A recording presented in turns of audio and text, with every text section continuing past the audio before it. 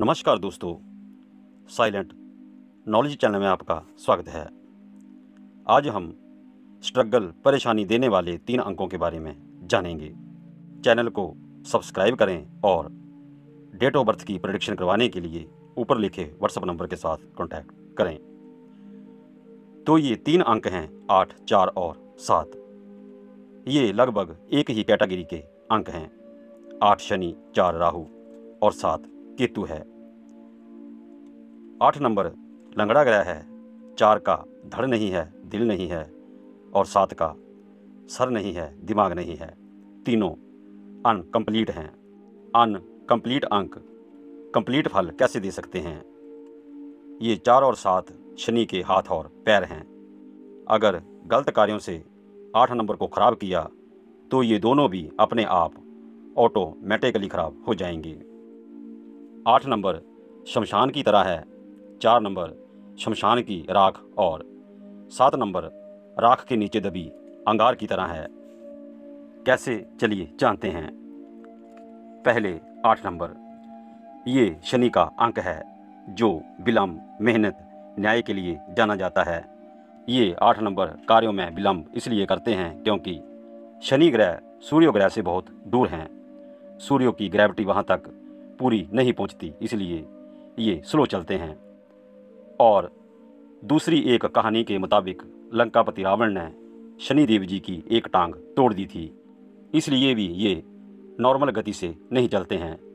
तो जब कोई अपनी चाल नहीं चल सकता तो उसे हम वृद्ध की श्रेणी में रखते हैं, बूढ़ा ग्रह। और एक बूढ़ा ग्रह या बूढ़ा व्यक्ति कितना कर सकता है ये हम सब जानते हैं, लेकिन बूढ़ा ग्रह इंसान को तजुर्बेकार बनाता है, धैर्य से और व्यवस्थित तरीके से काम करना सिखाता है। इसलिए 8 नंबर 36 से 39 वर्ष तक स्ट्रगल दे जाता है। सूर्य की तपस ऊर्जा शनि तक नहीं पहुंच पाती, इसलिए शनि बर्फ का गोला बन गए हैं, जिसकी वजह से ये ठंडे ग्रह हैं। ठंड जनित रोग, बात रोग, हड्डियों घुटनों का दर्द वगैरह देते हैं। और न्याय के ग्रह हैं वो इसलिए क्योंकि इनके साथ अन्याय हुआ था। और अन्याय ये हुआ था कि शनि के जन्म लेते ही उनके पिता सूर्य ने उन्हें ब्रह्मांड में बहुत दूर फेंक दिया था, क्योंकि शनि काले कलर के थे। हजारों वर्ष शिव भगवान की तपस्या के बाद शिव ने इन्हें मृत्यु और जज की उपाधि से नवाजा था।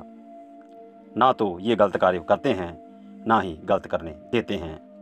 और जब इंसान गलत करता है, मेहनत नहीं करता, आलस्य करता है, परोपकारी भावना नहीं होती, बेकार में क्रोध करता है, व्यवस्थित तरीके से कार्य नहीं करता, तो शनि उसे परेशान करते हैं।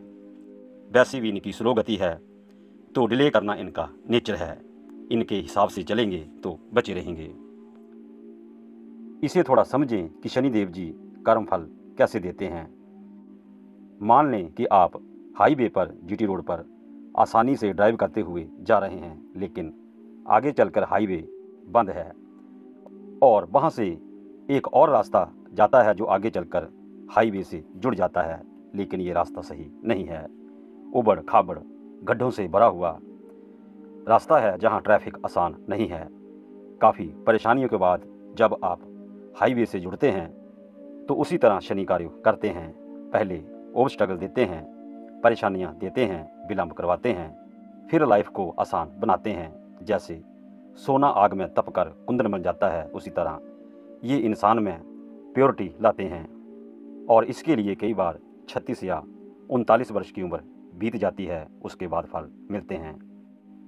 8 नंबर अंक आपको इसलिए मिला है क्योंकि आपने पूर्व जन्म में 8 नंबर के अंतर्गत कार्य नहीं किए होंगे, आपने मेहनत नहीं की होगी, लीगल नहीं रहे होंगे, परोपकार नहीं किया होगा, व्यवस्थित और परफेक्शन के साथ कार्य नहीं किए होंगे। इसीलिए शनिदेव जी इस जन्म में अपने वो सभी कार्यों करवाते हैं, फिर फल देते हैं। अब 4 नंबर राहु। इसको प्रेडिक्ट करना मुश्किल है क्योंकि ये मिस्टीरियस अंक है। पहले भी बता चुका हूँ कि ये राख की तरह है, इसके नीचे क्या दबा है पता नहीं चलता। ये धन का अंक भी होता है, लेकिन धन कहाँ छुपा है, कहाँ से आएगा, क्या करना पड़ेगा, ये समझ में नहीं आता। अगर समझ में आ गया तो जल्दी धन आएगा, नहीं समझ में आया तो ये 40 वर्ष की उम्र के बाद धीरे धीरे खुद ही लाइन पर ले आता है। 4 नंबर की स्टोरी ये है कि इनका धड़ नहीं है, केवल दिमाग है, खोपड़ी है। ये इल्यूजन में डालकर इंसान की खोपड़ी को घुमाते रहते हैं, जिसकी वजह से इंसान एक कार्य पर फोकस नहीं कर पाता है। हालांकि ये बहुत इंट्यूशन पावर देते हैं, जिससे इंसान बहुत तरक्की करता है, लेकिन फोकस सही हो तब। ये अंक उस चौराहे की तरह है जहाँ से डिसाइड करना मुश्किल है कि कौन से रास्ते पर कौन सी दिशा में जाएं।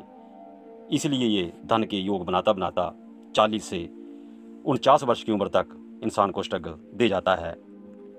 49 के बाद 4 की समस्याएं हल हो जाती हैं, क्योंकि 50 की उम्र आ जाती है। 50 में 5 नंबर अंक स्टेबिलिटी का आ जाता है।